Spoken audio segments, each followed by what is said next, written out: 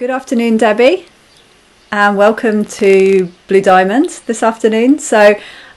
We worked together, 15 years ago, between, 10, 12, 15 years ago.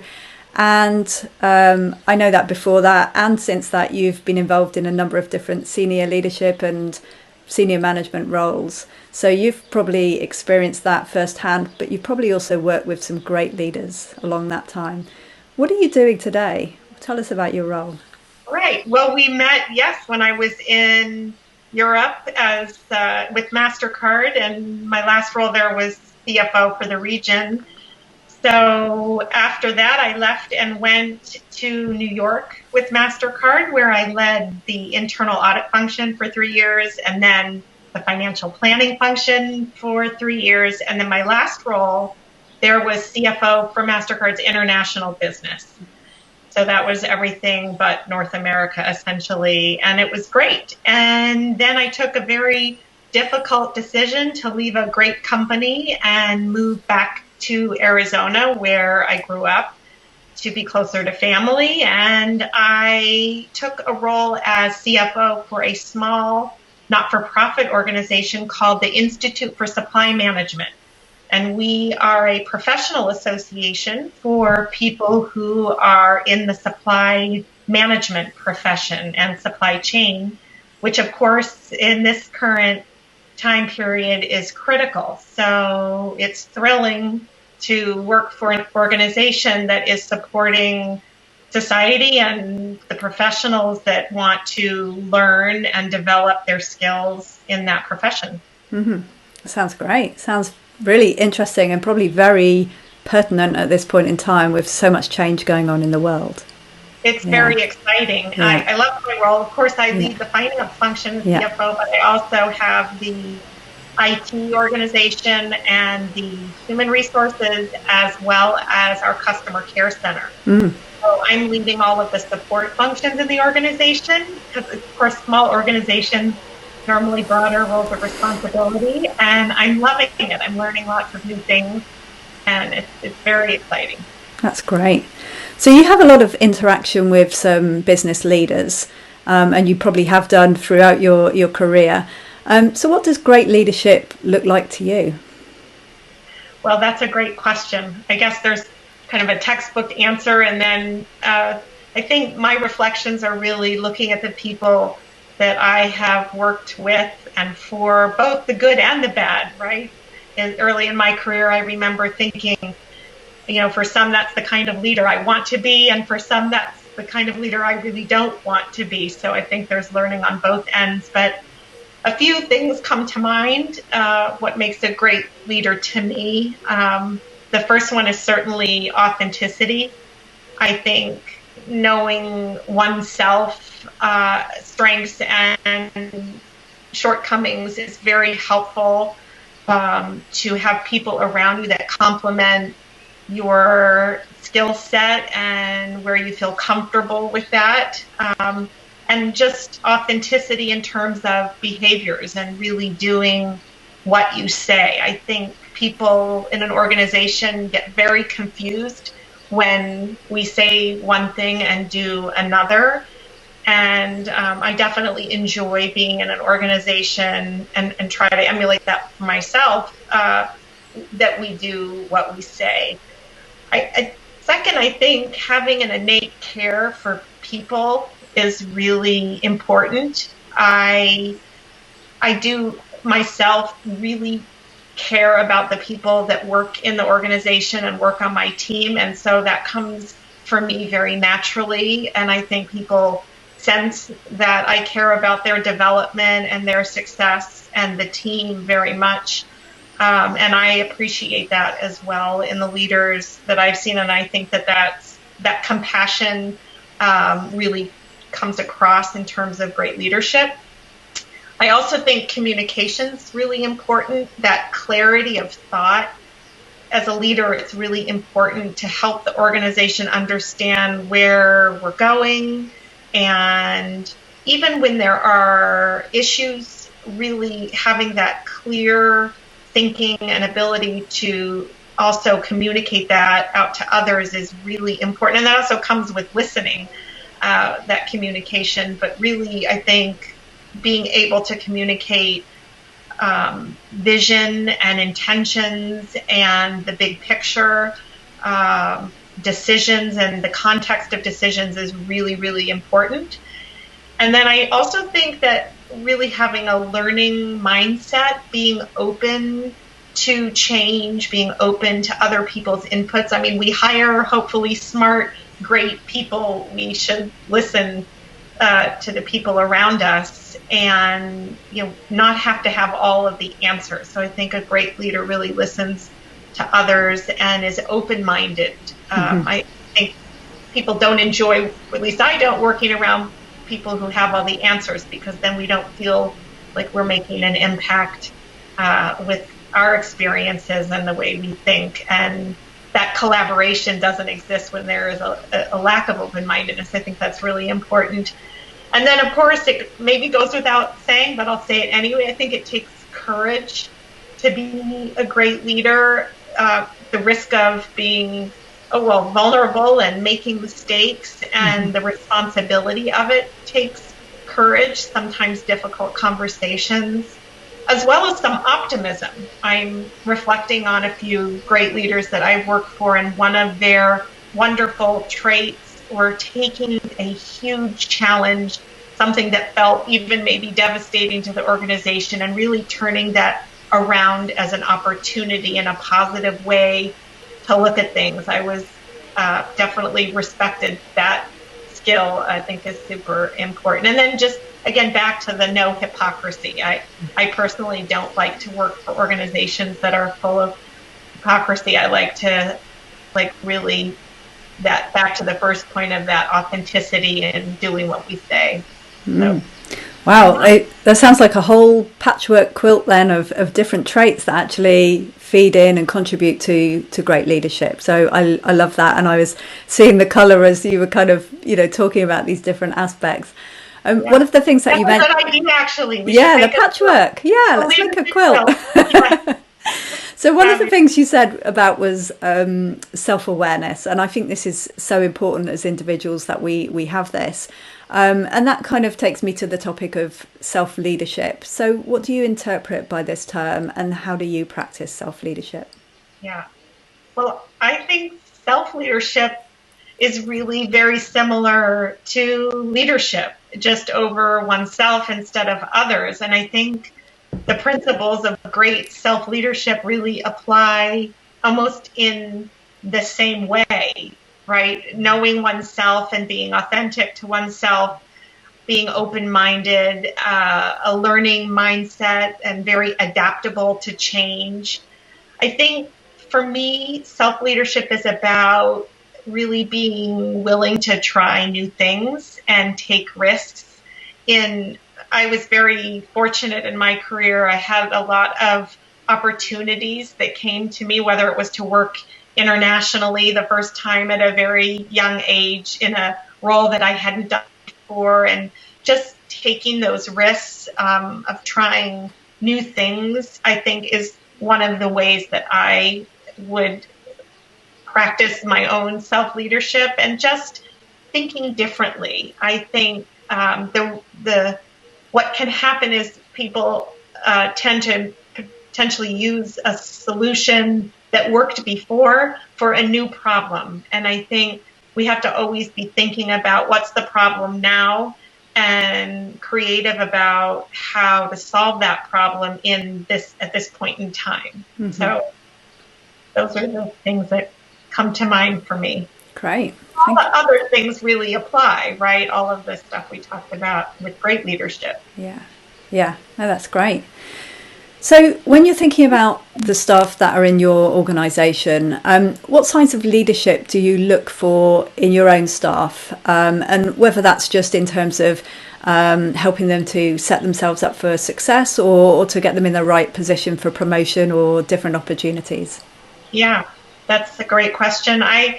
What I look for in my own team are some of the same principles. Definitely that learning mindset, continual learning and education to solve problems or to learn new technologies or new ways of working with others depending on the project or the team or the organization. So really learning new things.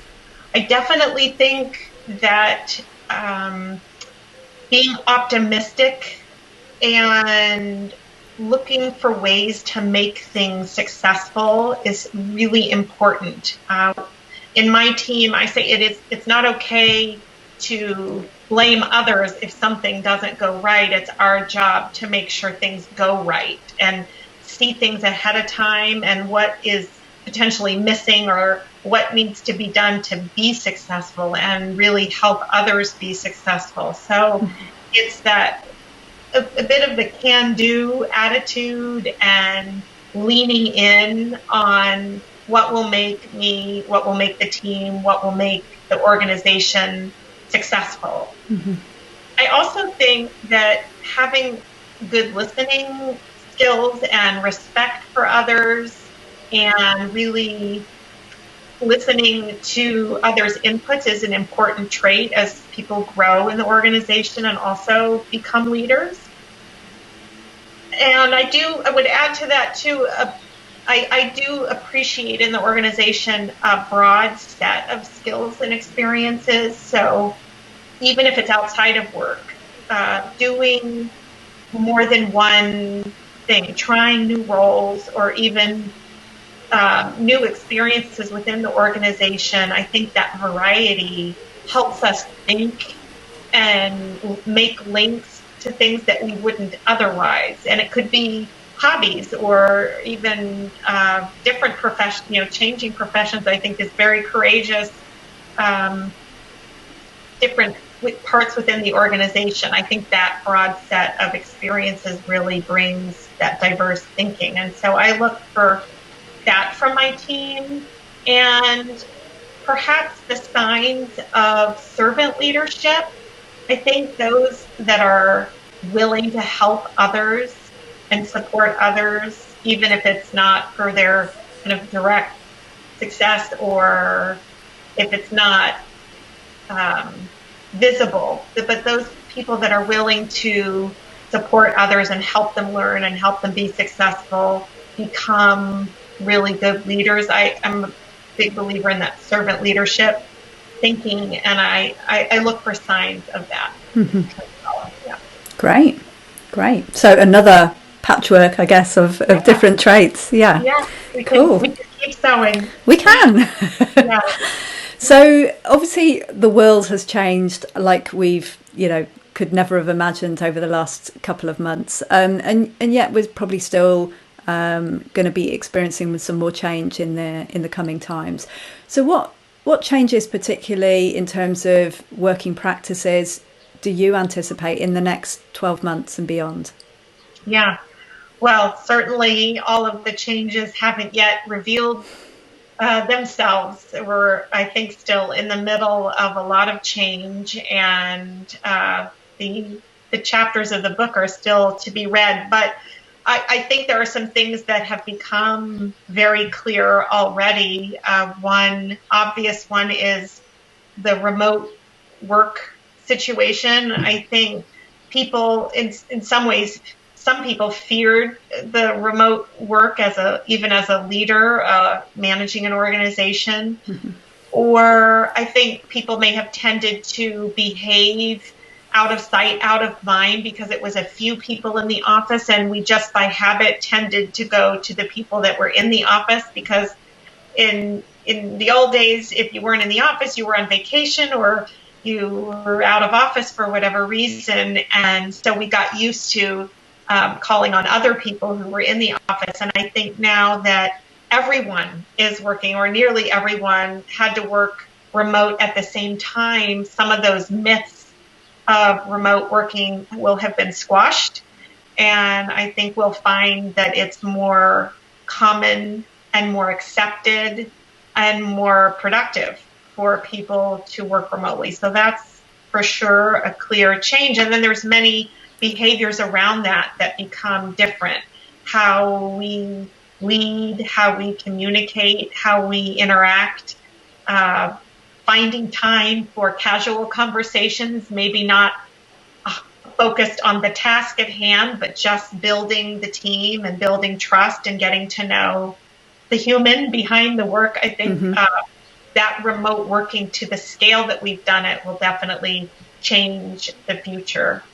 Yeah. I think, too, it's going to accelerate the way we innovate, and whether it's new products or new solutions in our business or infrastructure, this time frame has really accelerated how do we deal with the issues that we have. And as an example, back to the Institute for Supply Management, when we look at the impacts on supply chain, I think people will be thinking not only about low-cost solutions for their supply chain, but also more resilience, and maybe back to the days of having physical inventory and not just build to order, or everything sourced from one place and all over the world, because there's a lot of complexity in the supply chain, and in some cases not even the visibility to the whole supply chain. So I think that is certainly going to change the way we think about how we run our business and how we get organized. Absolutely. So how will you lead and manage yourself and others through this change? Yeah, hopefully well. But, one of the things that we're doing is just trying to think of first the people in the organization and their wellness, both the ability to manage working remotely, but also their whole person, and not just, how productive are they and what is their output, but really thinking about the flexibility, allowing people more flexibility in terms of when they work and how they work. Certainly, we have put in a lot more purposeful but informal communication. So we have instituted a daily stand-up for the whole organization, where before we had more of like a quarterly all-hands meeting. I meet with my team by video and definitely spend some time just asking how people are doing and asking for what's going well, but also it's okay that things aren't all going well, but allowing, to be honest about the challenges we're facing, whether it's managing childcare at home that we weren't expecting, or interruptions to a video that we weren't expecting, and lots of funny, little videos online about that. But I think that flexibility and understanding and compassion has definitely been necessary, and I think that's a good thing. That probably should have always been there, but we focused on the office and productivity and work maybe a little bit more than we have during this time frame. So finding ways to connect and care about others is definitely something we're doing.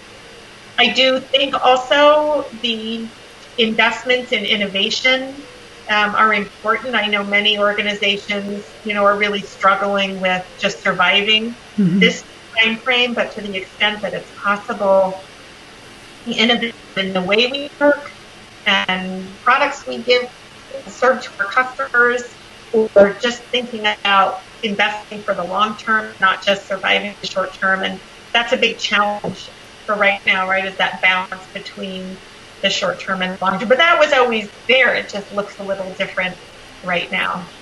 Yeah, great. Finally, so none of us has a crystal ball, but what skills do you perceive will be the most important to help us through this period?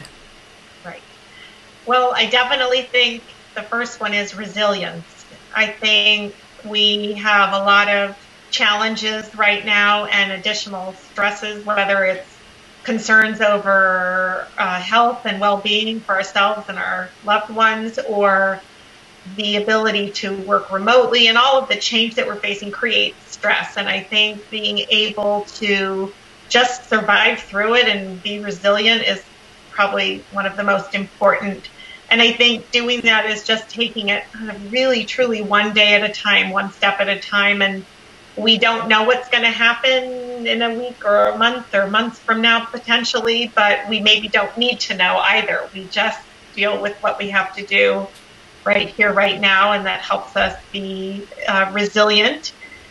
I definitely think showing empathy in a, more and in a stronger way is really important during this particular time because of all of the stress, and helping each other be resilient. So more empathy than probably we ever have needed to in an organizational setting before, including patience with ourselves and with others, I would throw in there. Again, I think the learning mindset is critical because things have changed and we may not be able to see it yet in the rearview mirror with some hindsight, but really accepting that we have to do things differently and the solutions are going to be different, and really learning agile. We need to learn a new technology. We need to learn a new way of operating. We need to learn a new way of communicating, whatever it is. Just being open to change and willing to learn, I think, will help us very much through this time period. And maybe to a strategic thinking, also really important. The ability to think big and out of the box, probably more important now. And for sure, a sense of humor, because humor helps us learn and it makes it more enjoyable for the people we're around and takes some of that stress away. So definitely a bit of sense of humor is very helpful. Yeah, all of those points were great, but the sense of humour, yeah. I mean, if you don't have that, sometimes it can make things very, very hard. So, brilliant point. Thank you very much for sharing your insights with us today, and thanks for painting that colourful picture. I will be thinking about you and quilts and all the different patches and attributes. So that's a lovely thought to take away with me. So thanks again, Debbie. And it's been great listening to what you have to say and learning from you once again. Oh, it was a pleasure. It was great I'm honored that you were interested in my viewpoint.